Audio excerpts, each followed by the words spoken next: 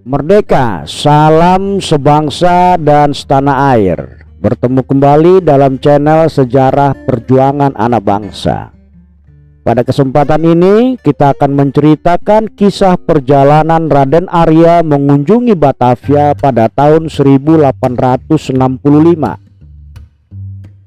Sejak tahun 1860, Batavia telah tumbuh menjadi kota wisata. Decak kagum para pelancong menjadi bukti kemegahan Batavia di masa VOC. Raden Arya Sastradharma, seorang bangsawan Jawa yang belum pernah mengunjungi Batavia. Rasa penasaran mendorong Raden Arya merancang perjalanan wisata ke Batavia dan menuliskan seluruh pengalaman dalam sebuah buku yang ditulis berbahasa dan beraksara Jawa. Raden Arya mengawali perjalanan darat dari Surakarta ke Semarang, kemudian melanjutkan dengan perjalanan laut. Ia mendarat di Tanjung Priok, Batavia pada hari Minggu 15 Oktober tahun 1865. Selama di Batavia, beliau menginap di sebuah rumah milik sahabat lamanya yang berada di Jalan Tanah Nyonya nomor 38. Dekat dengan kawasan pecinan Pasar Senen, Walter Freden, Batavia. Ia juga mengisahkan tentang kunjungannya ke Waterloo Plain. Di sana ia menemukan monumen dengan pilar putih yang menjulang tinggi. Juga terdapat sebuah alun-alun yang ukuran dan tata letaknya mirip dengan alun-alun yang ada di Surakarta dan Yogyakarta. Luasnya pun hampir sama, demikian ungkap Raden Arya. Namun ada sedikit perbedaan antara alun-alun Yogyakarta dengan alun-alun di Batavia. Di sini tidak ada pohon beringin yang berpagar. Yang ada hanyalah pilar besar yang tinggi. Raden Arya sangat kagum dengan keindahan Waterloo Plain yang ia sebut sebagai alun-alun itu. Kekagumannya semakin bertambah dengan monumen yang bermahkotakan patung singa. Raden Arya mengisahkan Batavia dihuni oleh orang Belanda yang berkedudukan tinggi dan orang-orang Belanda yang memiliki jabatan penting di perusahaan milik pemerintah.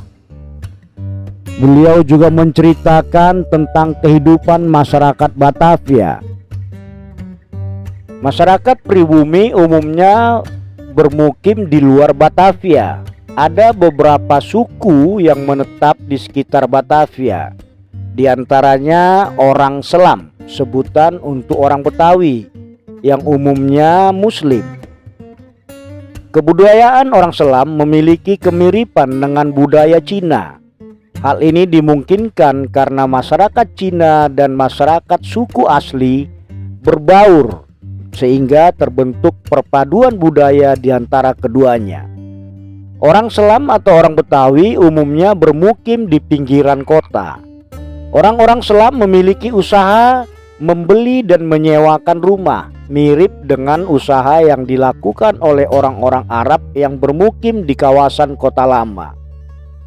Orang Selam juga terkenal sangat rajin melaksanakan sholat 5 waktu. Dan mereka begitu antipati dengan kegiatan pembungaan uang.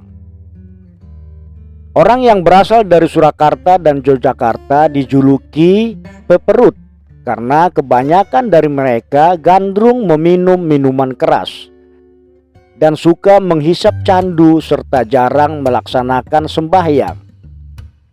Sebutan orang Wetan diberikan untuk orang yang berasal dari Tegal dan Pekalongan. Juga dikenal orang Jawa Udik atau Jawa Gunung untuk menyatakan suku Sumedang, Cianjur, dan Banten. Orang-orang Jawa Udik kebanyakan bekerja sebagai kuli kasar. Salah satu yang sangat dikagumi Raden Arya ketika berada di Batavia adalah aturan yang dilaksanakan begitu ketat. Pada setiap pukul 8 malam diadakan pemeriksaan di jalan-jalan. Mereka yang tidak membawa keterangan diri akan ditahan 3 hari. Orang yang bepergian lewat pukul 7 malam dilarang membawa senjata dan barang apapun. Raden Arya juga mengungkapkan lembaga kepolisian di Batavia berlaku sangat tegas, tanpa pandang bulu dalam menerapkan aturan. Semua perkara dan persoalan diselesaikan dengan sangat cepat, tanpa dipungut bayaran sama sekali. Demikian ungkapan yang disampaikan Raden Arya saat mengunjungi Batavia.